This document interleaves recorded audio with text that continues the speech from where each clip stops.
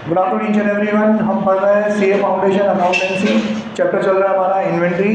Illustration number 8 पर आ चुके हैं और अब ये जो टॉपिक स्टार्ट होंगे वो होगा हमारे स्टॉक का एडजस्टमेंट का। हमें स्टॉक क्या करने पड़ेंगे, एडजस्ट करने पड़ेंगे।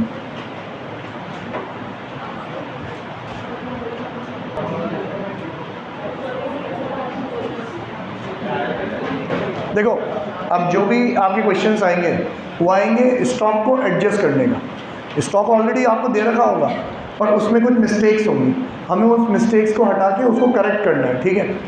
या हो सकता है कि आपको किसी एक पर्टिकुलर डेट का स्टॉक दे रखा हो, उसमें आपको एडलेस करके अगली डेट का निकालना हो, या पिछली डेट का अगली डेट का दे रखा हो, पिछली डेट का निकालना हो। आप समझ के कौन सा मीन्स फीफो लीफो नहीं है, इशू रिसिप्ट वाला मैटर नहीं है।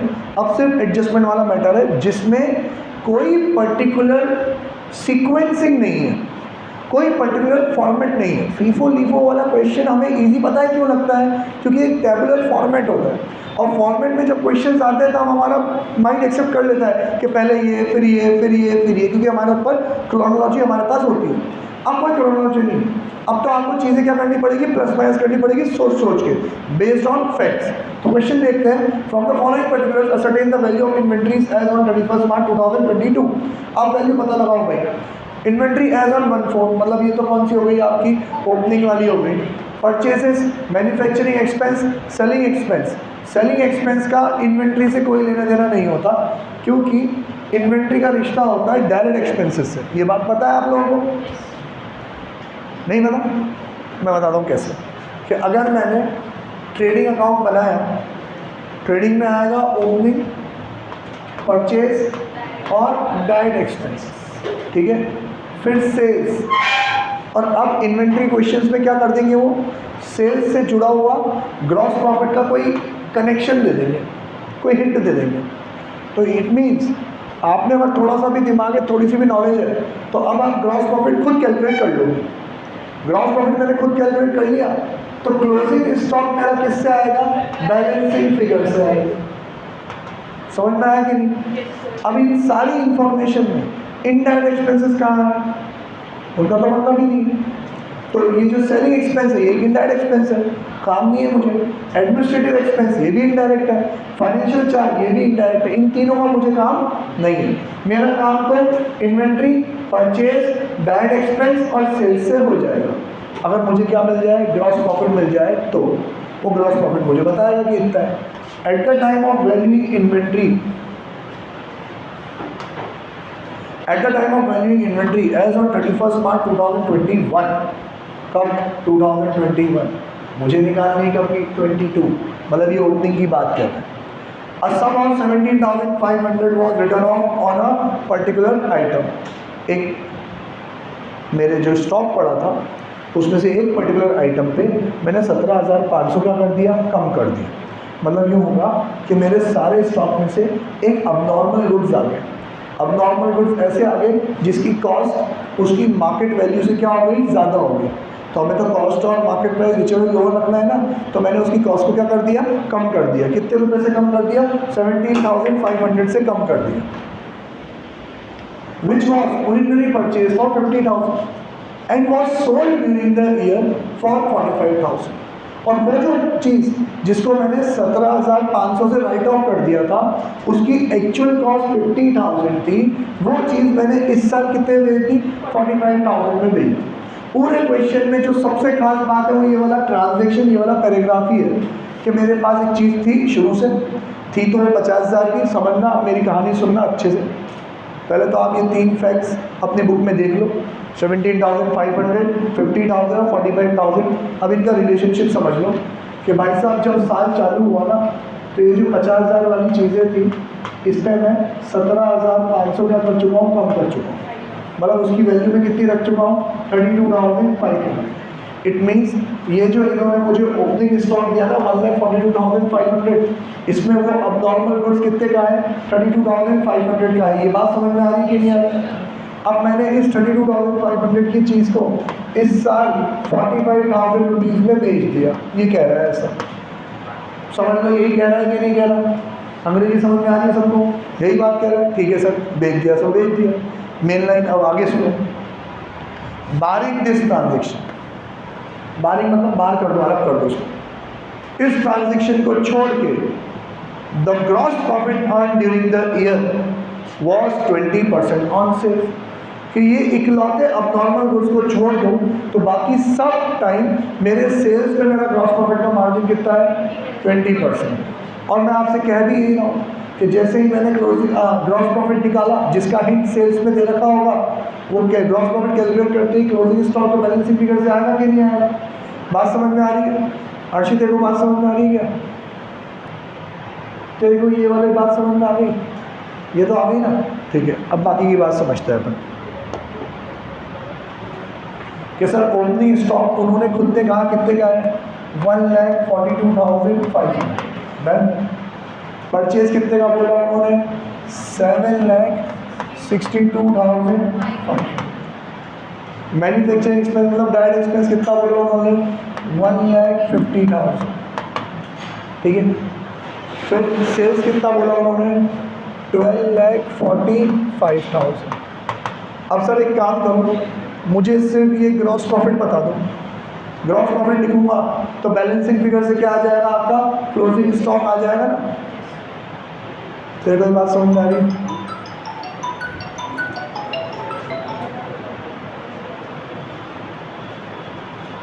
नहीं आ रही। मैं देखो फाइनेंशियल स्टेटमेंट के वीडियो देखने को कहा था, देखे आपने? देखे थे? उसमें ट्रेडिंग अकाउंट का जिक्र नहीं हुआ। ट्रेडिंग अकाउंट पढ़ाया था ना उसमें, ट्रेडिंग अकाउंट था नहीं था उसमें।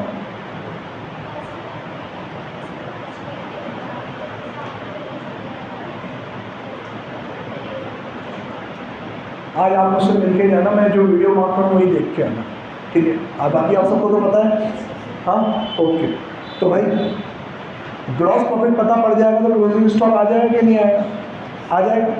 ग्रॉस प्रॉफिट की अपन वर्किंग नोट बना देते हैं। ग्रॉस प्रॉफिट में उसने क्या बोला कि सर ये एक ही ऐसा गुड्स है जो 32,000 की चीज़ कितने में गई, 45,000 रुपये में, बाकी सब पे तो कितना परसेंट प्रॉफिट है, 20%। तो मैं एक काम करता हूँ, ग्रॉस प्रॉफिट निकालने के लिए आप लोगों को समझाने के लिए यहाँ ग्राफिकल प्रेजेंटेशन कर देता हूँ कि भाई यहाँ लेते हैं, तो समझ जाएगा। हटिए क्या इसकी माँ का, साथी माँ का।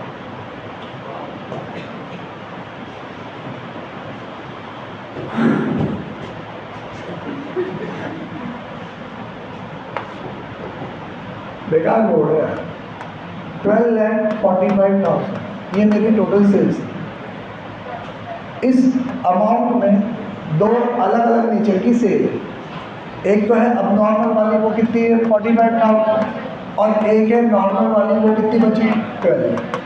वो कह रहा है इस पे जो मुझे प्रॉफिट हुआ तो मैं अलग से बता रहा हूँ कि मैंने चीज़ को कितने का रहने दिया, 32,500 का, उसको बेचा कितने में, 45,000 में। कितना हुआ भाई, 12,500।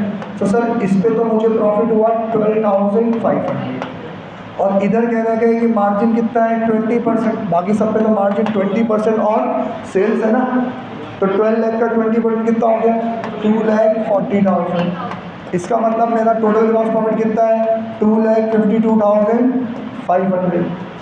आया कि नहीं आया समझ में? अब आप उस ट्रेडिंग अकाउंट में ग्रॉस प्रॉफिट 252,500 लिखोगे तो बैलेंसिंग फिगर से क्या आ जाएगा आपका, क्लोजिंग स्टॉक आ जाएगा। करके बताऊँ क्या, रंजन करके बताऊँ? सबको समझ में आ रहा है? तेरे समझ में आ रहा है मेरा ऑप्शन?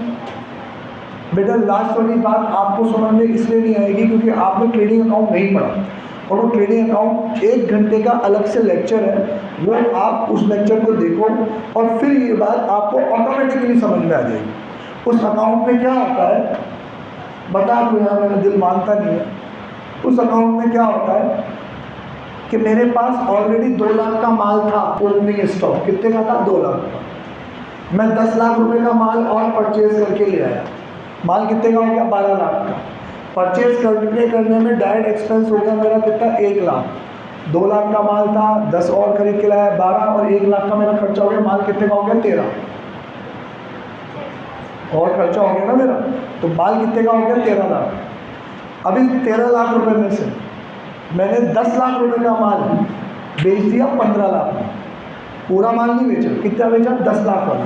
कितने बेचा, 15 में, तो सेल कितनी हो गई 15 लाख। और मैंने आपको एक हिंट पहले ही दे दिया कि जो 15 लाख का माल बिका है ये कितना था 10 लाख वाला, 10 वाला माल 15 में बिका है तो प्रॉफिट कितना हुआ 5 लाख। तो ये प्रॉफिट मैंने यहाँ भी निकाल लिया, ग्रॉस प्रॉफिट कितना हुआ 5 लाख।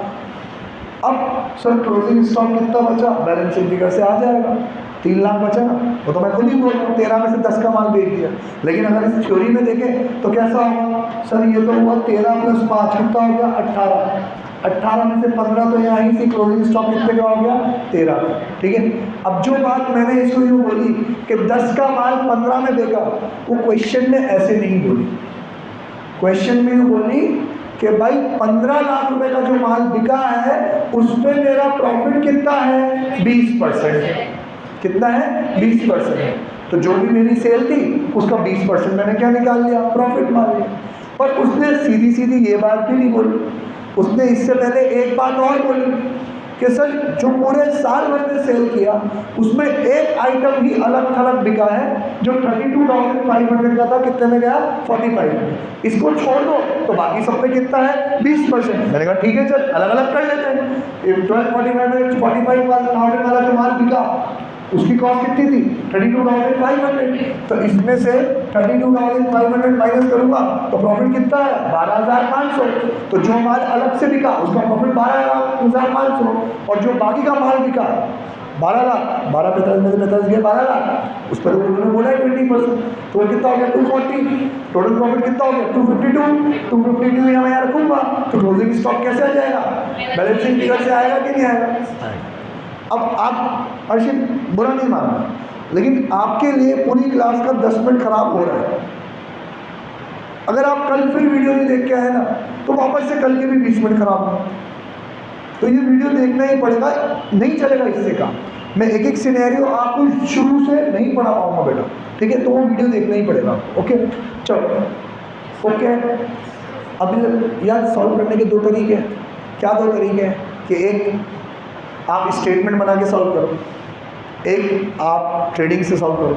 मेरे को ट्रेडिंग ज़्यादा भाता है क्योंकि मैंने बचपन से देख रखा है ट्रेडिंग। स्टेटमेंट में तो सोचना पड़ता है, वापस से सबकॉन्शियस माइंड वाली बात आ जाती है। आपकी मर्ज़ी, आप जैसे भी करना चाहो। अगर इसी चीज़ को, इसी ट्रेडिंग को मैं अगर स्टेटमेंट में बनाना चाहूँ ना तो पता है कैसे बनाऊँगा। मैं बनाऊँगा कि से पहले तो लूँगा टोटल कॉस्ट, ये रहे 1 2 3 हो गई टोटल कॉस्ट, उसमें से माइनस कर दूंगा कॉस्ट ऑफ गुड्स सोल्ड, जो कहाँ से आती है सर सेल्स में से ग्रॉस प्रॉफिट माइनस करने के बाद टोटल कॉस्ट में से cost of goods sold minus कर दूंगा तो क्या आ जाएगा अनसोल्ड गुड्स का स्टॉक कॉस्ट आ जाएगी ना, समझ में आएगी नहीं, क्लोजिंग स्टॉक आ जाएगा। मीन्स अगर टेबल बनानी हो तो 1 2 3 पार्ट ए टोटल कॉस्ट, 1 और 2 part B cost of goods sold, A में से बी माइनस करो क्या आ जाएगा क्लोजिंग स्टॉक आ जाएगा। डन, ठीक है, गुड, आ रहा है समझ में।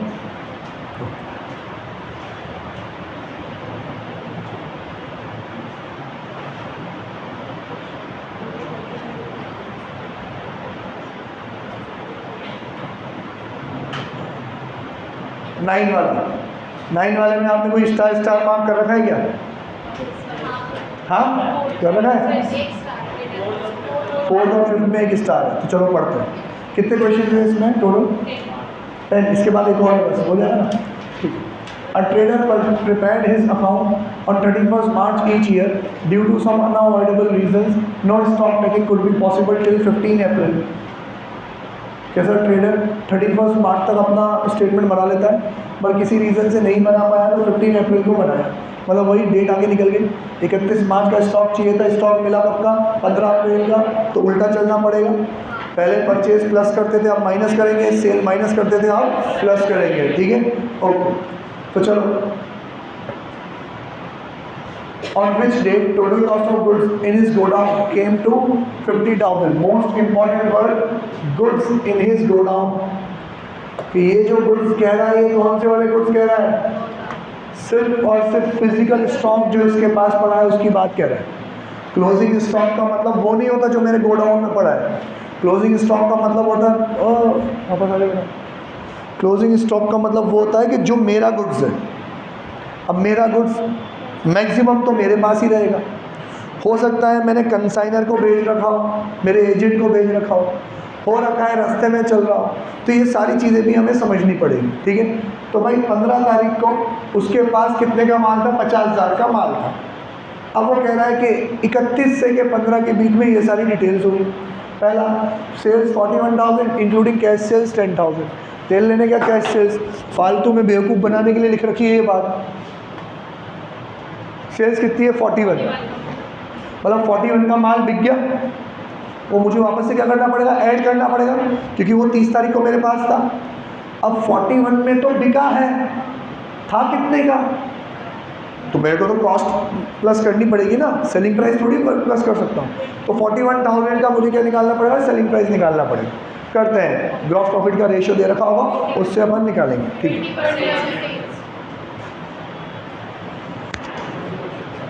करते हैं ना यार, इन्फॉर्मेशन सामने तो आम दो। परचेज 5034 इंक्लूडिंग कैश परचेज, तेल लेने के इंक्लूडिंग कैश परचेज। ये सिंपल पॉइंट है कि सर हम 50,000 पे कैसे आए कि हमने 15 दिनों में इतना माल परचेज किया था। तो हटाओ इसको, हमें तो पीछे वाला अमाउंट चाहिए। तो ये तो क्या हो जाएगा? Simple sir minus sales return 41, sales return 1,000। Sir 41 में गया था तो 1 का तो माल वापस भी आ गया था ना, तो मतलब नेट माल कितने का गया? 40 का। ओके सर, ये और ये मिला के माल कितने का है? 40 का। अब इसकी बस मुझे क्या निकालनी है? कॉस्ट निकालनी है। और 15 मार्च 31 मार्च के भी पहले, goods of the sale value of 10,000 were sent on sale return basis to a customer, the period of approval being 4 weeks.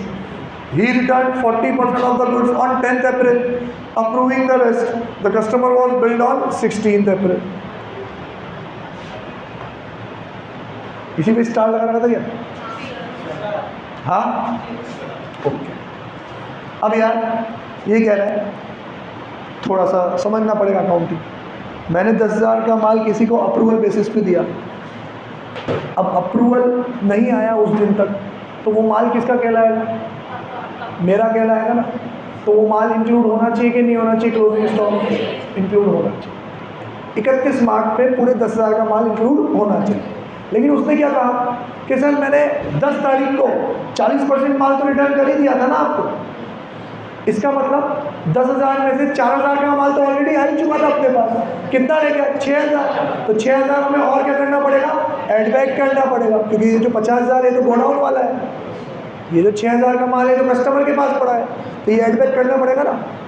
Anisha आवाज़ बताओ, एक बार और बताओ, आ गया सब कुछ? हाँ, तो 6,000 उसकी सेलिंग प्राइस की कॉस्ट है, सेलिंग प्राइस। तो 6,000 की कॉस्ट निकालनी पड़ेगी मुझे। तो 6,000 की कॉस्ट क्या बोला उसने? 20% ऑफ, यही क्या? नहीं। Goods are sold by trader on 20% on sales. तो बताओ भाई 6,000 का 20% माइनस कर दो, 1,200 रुपये माइनस कर दो, कितना होगा? 4,800। तो 4,800 रुपीज़ हम क्या करेंगे? प्लस करेंगे। इसका कैलकुलेशन मैं यहाँ लिख देता हूँ। 10,000 into 60% equals to 6,000 minus 20% equals to 4,800, ये हो जाएगा प्लस। इसको अपन बोलेंगे स्टॉक लाइन विद कस्टमर। क्या बोलेंगे? स्टॉक लाइन विद कस्टमर, ठीक है। Then the trader has also received goods costing 8,000 in March for sale on consignment basis. 20% of the goods has been sold by 31 March and another 50% by 15 अप्रैल।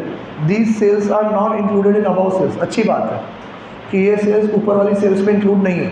ये क्यों sir? क्योंकि यार ये goods तो मुझे किस लिए आए थे? कंसाइनमेंट पे आए थे। सर कंसाइनमेंट का मतलब क्या होता है? कंसाइनमेंट का मतलब होता है कि जब एक व्यापारी एज अ प्रिंसिपल अपने गुड्स दूसरे व्यापारी को बेचता है कि तू रख ले, बिक जाए तो पैसे दे देना, नहीं तो माल वापस कर देना। तो अब जब कंसाइनर ने अपने गुड्स कंसाइनी को भेजे, तो भले ही गुड्स पड़े हुए होंगे कंसाइनी के पास, पर उस गुड्स पे मालिकाना अधिकार किसका है? मेरा है। तो वो गुड्स किसके माने जाएंगे? मेरे माने जाएंगे, ठीक है। और अब यहाँ पे सिचुएशन क्या है? रिवर्स है। रिवर्स क्या है कि यहाँ पे कंसाइनर कोई और है, उसने अपने गुड्स किसको भेजे? मुझे भेजे। तो ये जो गुड्स मेरे पास पड़े हुए हैं ये मेरे थोड़ी हैं, ये तो किसके हैं? कंसाइनर के, तो मेरे स्टॉक में शामिल होगा क्या? नहीं, मैं इसको क्या कर दूंगा? माइनस। कितने माइनस करूं? सर 8,000 में से 20% तो मैं पहले बेच चुका था और 50% और बेच चुका। कितने बिक गए? 70% तो बिक ही गए ना, तो मेरे पास है ही नहीं। मेरे पास 50,000 में कितने का स्टॉक इंक्लूडेड है? सिर्फ 8,000 का 30%, कितना हुआ? 2400। और ये 2400 माल मेरा नहीं है, तो क्या करूँगा? माइनस। यार ये इजी नहीं है, मानता हूँ, एक्सेप्ट करता हूँ, इजी नहीं है, दिमाग लगाना पड़ता है, पहले तो समझना पड़ता है कि माल मेरा है कि नहीं है। आप कह रहे हो सर आपका नहीं, आपका नहीं है तो क्या होगा? माइनस होगा।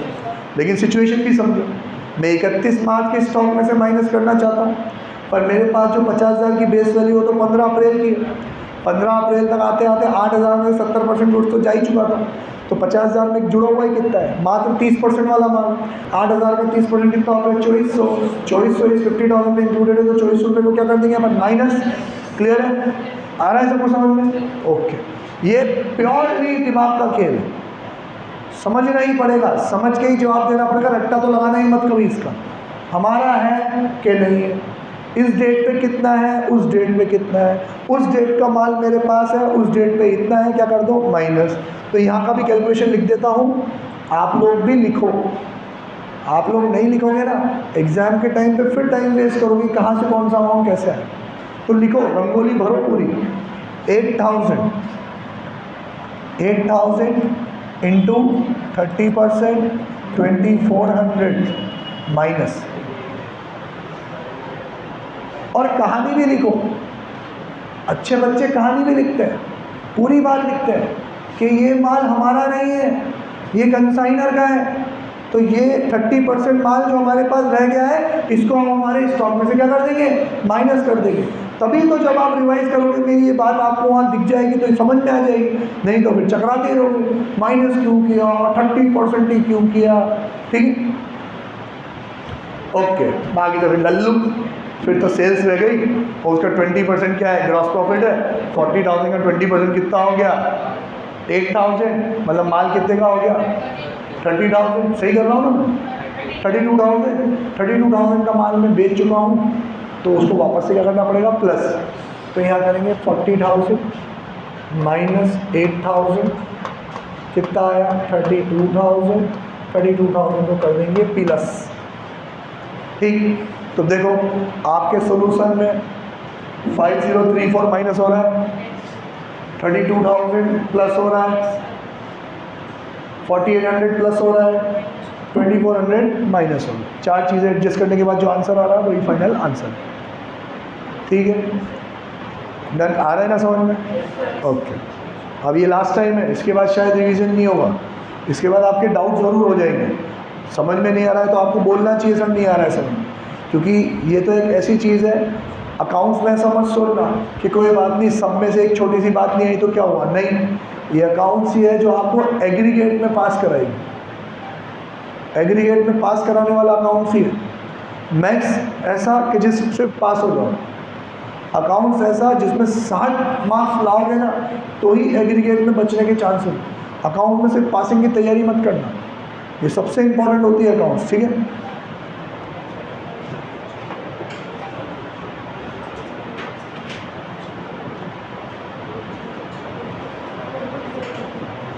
इलस्ट्रेशन और भी है कि बस यही है?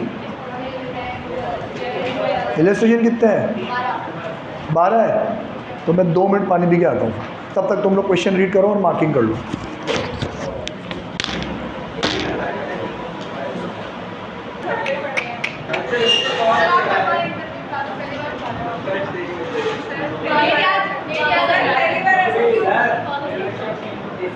इलस्ट्रेशन नंबर 10 क्या हुआ?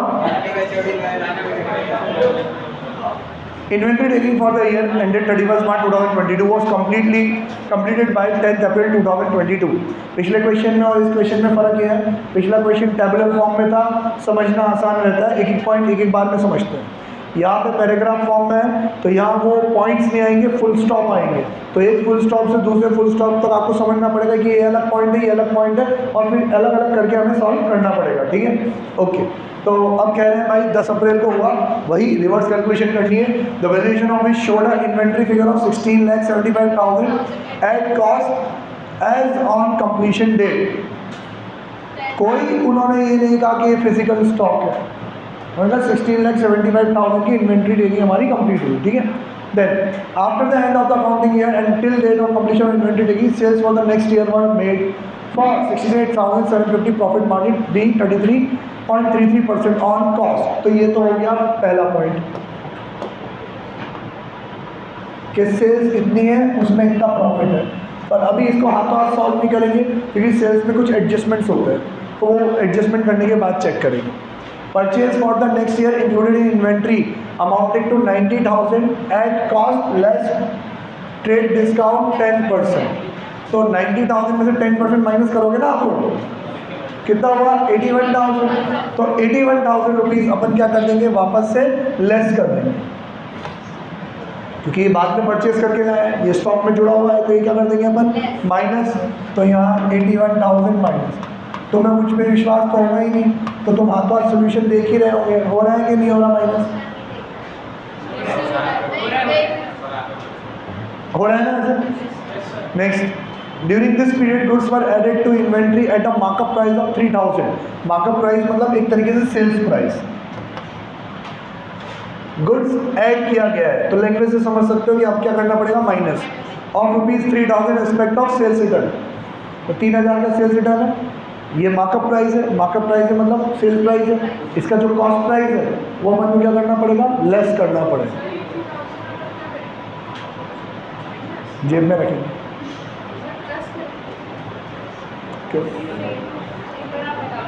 क्यों बताओ, 31 मार्च से लेके 10 अप्रैल के बीच में गुड्स रिटर्न होके आया, तो हमने उसको क्या कर रखा है, ऐड कर रखा है ना। तो अब हम क्या करेंगे, उसको माइनस करेंगे ना, क्योंकि हमें तो उल्टा चल रहा है ना। ठीक है, तो अब मार्केट प्राइस निकालने के हाथों हाथ अमाउंट लिख लेते हैं। मार्केट प्राइस क्या कह रहा है, वो सेलिंग प्राइस है, तो कॉस्ट निकालना है, कॉस्ट निकालना है तो ग्रॉस प्रॉफिट क्या करना है, माइनस करना है। ग्रॉस प्रॉफिट की खास बात यह है कि ग्रॉस प्रॉफिट दे रखा है कॉस्ट पे और अमाउंट दे रखा है किसका, सेल्स का। तो 33.33% ऑन कॉस्ट। तो आपको ये रिलेशनशिप मैंने सिखा रखा है, हाँ, कि इन परसेंटेज को हम कन्वर्ट करते हैं रेशियो में। कॉस्ट का 1/3 तो सेल का कितना हो जाएगा, 1/4। कितना हो जाएगा, तेरे को याद है कि नहीं याद, ये नहीं याद, तो भैया जिनको याद नहीं है पहले तो ये याद कर लो, इसके बिना ज़िंदगी अधूरी है हमारी।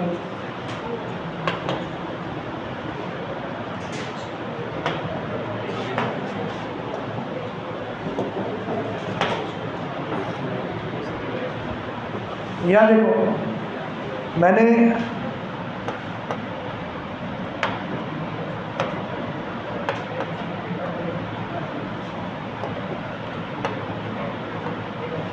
8 लाख के गुड्स, मीनाक्षी आपके लिए, और किसी को सबको पता है क्या, बाकी सबको पता है, तो बेटा ये सिर्फ आपके लिए ढंग से समझना। अर्शी आप भी, अगर मैंने 8 लाख के गुड्स 12 लाख रुपीज़ में बेचे तो कितना प्रॉफिट हुआ, 8 लाख के गुड्स 12 लाख रुपये बेचे, प्रॉफिट कितना हुआ, बोलना मीनाक्षी, कितना हुआ, 4 लाख रुपीज़ हुआ ना, बस 4 लाख रुपीज़ का क्या हो गया, मेरा प्रॉफिट हुआ। अब ये है मेरी कॉस्ट, ये है मेरी सेलिंग प्राइस। अगर मैं ग्रॉस प्रॉफिट को सेलिंग प्राइस के नज़रिए से देखता हूँ तो कितना परसेंट है, 4 लाख डिवाइड बाई 12 लाख, ये आएगा 33.33%, है कि नहीं है, 33.33% मतलब 1/3। लेकिन अगर मैं इस ग्रॉस प्रॉफिट को कॉस्ट के एस्पेक्ट से देखूं तो कितना दिखेगा, 50%। 50% मतलब 1/2।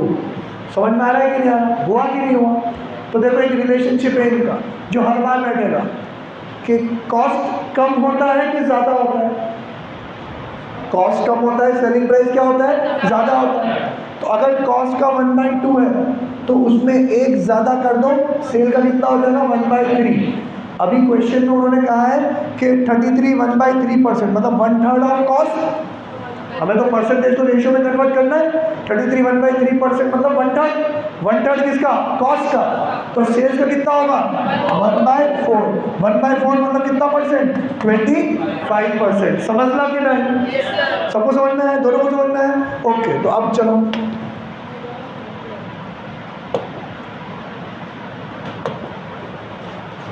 तो सर ये तो 3000 मार्कअप प्राइस है, मतलब सेलिंग प्राइस है। इसको कॉस्ट पे लाना पड़ेगा ना। सेलिंग प्राइस का कितना? 25% माइनस करना पड़ेगा। इसका 25% माइनस करोगे, -25% इक्वल्स टू 2250। क्या करेंगे इसको अपन? माइनस। ये माल वापस आया था 31 मार्च को, तो मेरे पास नहीं था, तो इसको क्या कर दो आप? माइनस कर दो। ठीक है उत्कर्ष? नहीं ना? चलो समझ में आ रहा है ना? मैं तो यूँ कह रहा हूँ कि तेरे जैसा डेडिकेटेड स्टूडेंट मेरे को नहीं ना मिलेगा।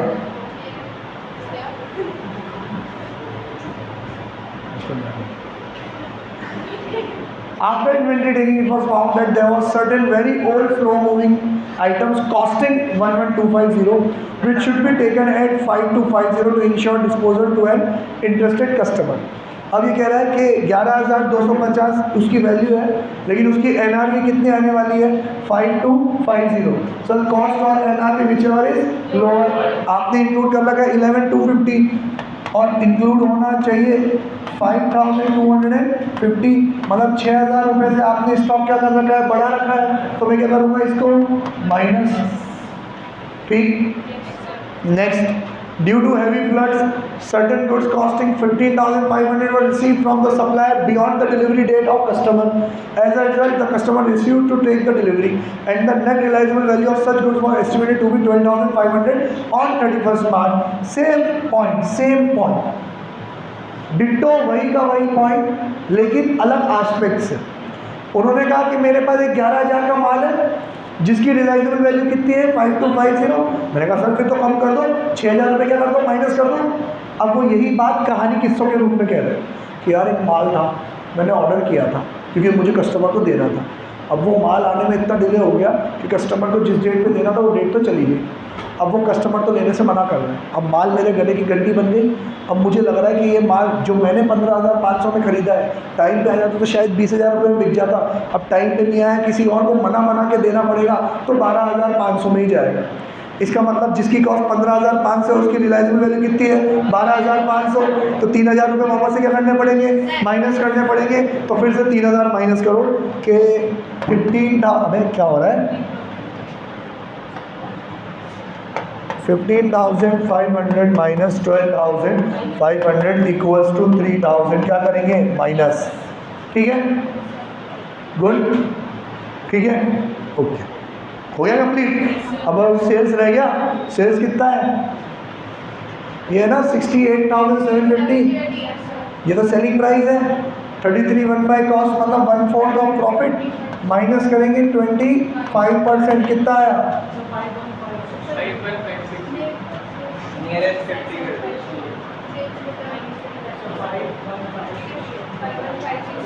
वो जो सेल्स रिटर्न आया वो अलग से ऐड कर लगा है ना, उसका ट्रीटमेंट अलग से हो तो क्या?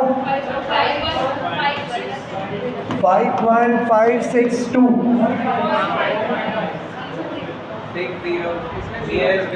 हाँ, उन लोगों ने 60 कर रखा होगा, गधों ने, गद्दे के बच्चे साले। ठीक है, 51,560 किसका है? बात कर लेना कि सर क्लास ले रहे हैं। अरे तो भाई क्या है? 51,560। क्या करेंगे इसको? सर ये माल बिक चुका है पर 31 मार्च को तो मेरे पास था ना, तो इसको क्या करेंगे हम? प्लस। डन। चेक करो सही और माल को मतलब मैच हो रहा है कि नहीं हो रहा। 81,000 क्या कर रहे होंगे अपन? माइनस 10% माइनस करने के बाद हो रहा है क्या? मैच हो रहा है आंसर? ठीक है, अब अगला करते हैं।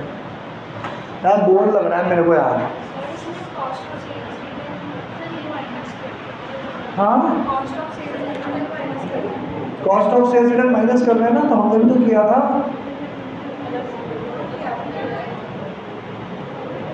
3000 का लिखा तो सही अपन ने 2250।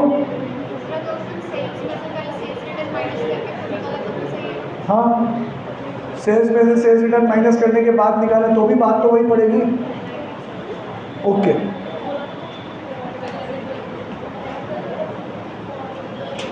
इलेवन ट्वेल्थ सिंपल है क्या? अरे अब 1 2 3 4 में से डायरेक्ट 4 कराऊं कि 1 2 3 भी कराऊं?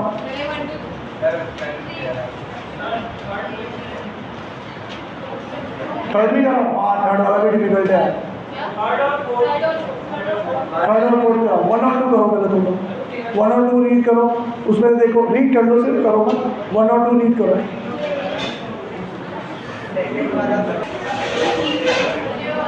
Practical question number 1. X, who was closing his books on 31st March 2022, failed to take the actual stock which he did on 9th April, when it was asserted by him to be worth $250. भैया actual stock कितना है? $250. It was found that sales are entered in the sales book on the same day of dispatch and written in the return books as and when goods are received back. Purchase are entered in the purchase day book once the invoice are received. देखा, कोई नई बात नहीं बोली तुमने, आप कोई खास बात नहीं कर रहे हो, पूरी दुनिया यही करती है, ठीक है? It was found that sales between 31st March to 9th April as per the sales day book was 17,200. इसमें से ग्रॉस प्रॉफिट माइनस करना पड़ेगा और ये सेल्स बाहर जा चुकी है, वापस निकालना पड़ेगा, अंदर लाना पड़ेगा, प्लस करेंगे। Purchase between 31st to 9th was 1200. Out of these goods amounting to 500 were not received until after the stock was taken. अब कोई बात नहीं, हाँ ये तो माइनस होगा, लेकिन स्टॉक टेकर पे तब तक तो रिसीव ही नहीं होगा, तो 1200 माइनस नहीं होगा, 1200 में से 500 माइनस करके स्टॉक को माइनस होगा। समझ आ रहा है कि नहीं? देखो क्या हुआ कि इस ड्यूरेशन में 31st के टाइम में हम 1200 की गुड्स खरीद के, लेकिन 1200 में से 500 तो हमारे पास आए ही नहीं, तो वो तो इसमें इंक्लूडेड है ही नहीं, तो 700 इंक्लूडेड है, तो मुझे तो वहाँ जाना है, तो 700 का वो माइनस कर दूँ। फिजिकल स्टॉक वाला अगर वो बोलते कि नहीं होगा, मीन्स एक ही चीज़ है, लेकिन मैं आपको माइंडसेट बताऊँ, ज़्यादा दिमाग नहीं लगा, जो दिखती चीज़ है ना वही मान। आपको क्या लग रहा है? मैं कह रहा हूँ 1200 का मान ले, 500 तो आया ही नहीं, तो आपको क्या लगेगा? इसका मतलब सर 700 ही आया, तो माइनस कितना आपको 700 ही होगा। और देखो तो फिजिकल भी लिखा हुआ है, इंश्योर लिखा है, ये लिखा है, वो लिखा है, अरे यही मान, ठीक है?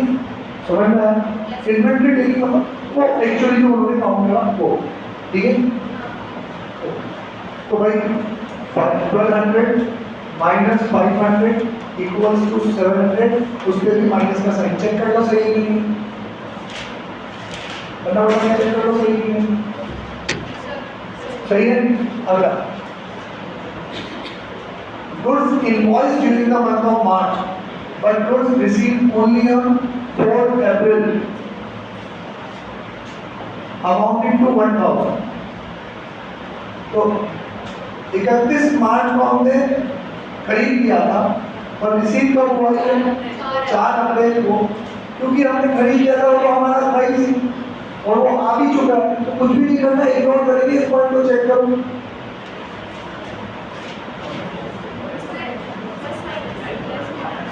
कुछ करा है?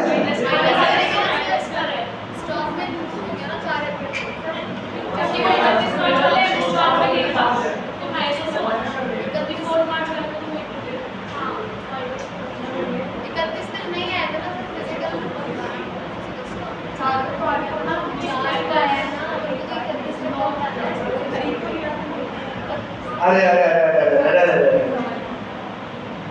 मैं कह रहा हूँ सही है, और उन्होंने क्वेश्चन फिजिकल स्टॉक का पूछा। अक्सर वैल्यू ऑफ फिजिकल्स, आप स्टॉक का पता लगाओ, फिजिकली उस टाइम पे पता हो सर ये 1000 उस टाइम पे नहीं था, 1000 देंगे हम माइनस, ठीक है? अब समझना कि कन्फ्यूजन हो गया है, तो अगर सर ये फिजिकल वर्ल्ड वाला नया नहीं होता तो वो 1000 को मैं कुछ भी नहीं करता। क्या है गुड्स कोई गुड्स मेरा कब है, जब ओनरशिप मेरी, वो मेरे पास हो के ना हो, समझेंगे? अदरसमेंट ये आई 31 मार्च और ये आया 9 अप्रैल। कोई गुड्स जिसका इनवॉइस पहले ही बन चुका है, मार्च के महीने में बन चुका है, इनवॉइस बन चुका था, ओनरशिप ट्रांसफर हो चुकी, चीज किसकी है? मेरी है। आने में हो गया, हो गई, लेट हो गए और आई कब? वो 4 तारीख को। तो मेरा आ गई ना, वो तो किस डेट में भी मेरी थी, मैंने उसको किस ड्यूरेशन में थोड़ी खरीदा, वो तो खरीद कर ही थी, तो इंक्लूड होनी चाहिए थी, इंक्लूड हो भी रही है। मैं कुछ नहीं करूँ, मैं कुछ भी नहीं करूँ। लेकिन क्वेश्चन में उन्होंने उससे स्टॉक नहीं पूछा। क्या पूछा कि इस पर्टिकुलर डेट में एक्चुअल स्टॉक कितना लगा, टोटल स्टॉक कितना लगा। अगर ये मिला बाद में आया तो फिर ये मिला बेटा हो गया माइनस, ठीक है? नहीं करीना अभी नहीं। अमाउंट से चलो, मान लेते मुझे आंसर पता है, 31 तारीख को मेरे पास 50,000 का स्टॉक था, ठीक है? ये 1,000 का माल और आया, अब मेरे पास कितना स्टॉक है? 51,000। ये 1,000 का माल कौन सा है? जिसको मैंने इस ड्यूरेशन में नहीं मिली। सिंपल, इस ड्यूरेशन का होता है तो मैं क्या कर देता हूँ? माइनस कर ही देता हूँ। ये उस टाइम पे मेरे देना नहीं था। ये 1,000 रुपये जिसको मैंने खरीद पहले किया था, आया माल, अगर मैंने पहले ही खरीद लिया तो ये मेरा स्टॉक में शामिल होना चाहिए कि नहीं होना चाहिए? होना चाहिए। मैंने शामिल करके रखा है तो मेरा स्टॉक कितना कहलाएगा? 51 कहलाएगा, 50 कहलाएगा? 51 कहलाएगा। 31 मार्च में मेरा स्टॉक कितना था? 51। लेकिन उस 51 में से मेरे पास फिजिकली कितना प्रेजेंट था? 50। कितना प्रेजेंट था? 50। वही तो उन्होंने पूछा, ascertain the value of physical stock। कहा सर मेरा था जरूर, आया बाद में, तो उस टाइम पे फिजिकली मेरे पास नहीं था तो मैंने 1000 का कर दिया, माइनस कर दिया। समझ में आएंगे? ठीक है, तो नेक्स्ट। अच्छा, मैंने समझा जो ऊपर की बात है। हाँ, अगर ये फिजिकल स्टॉक यहाँ नहीं लिखा हुआ होता,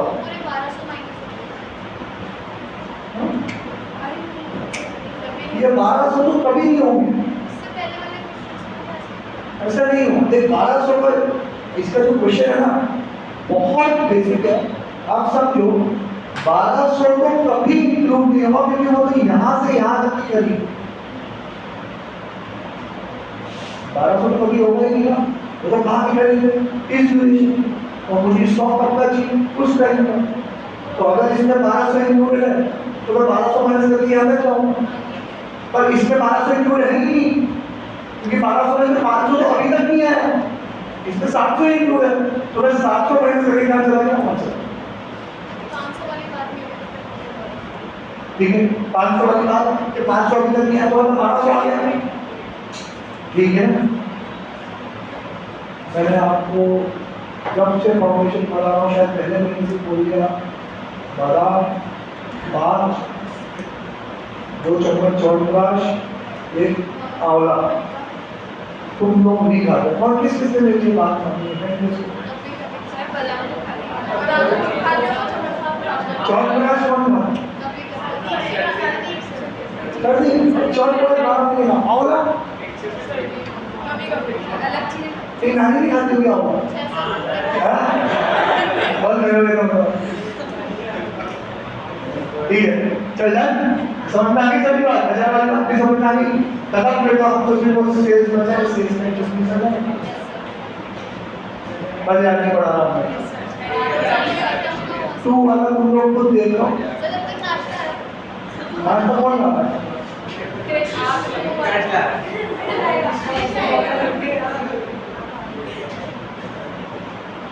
फ्रेश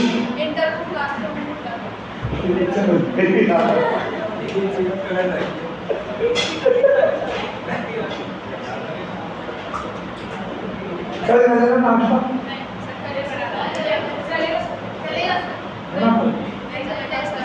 आज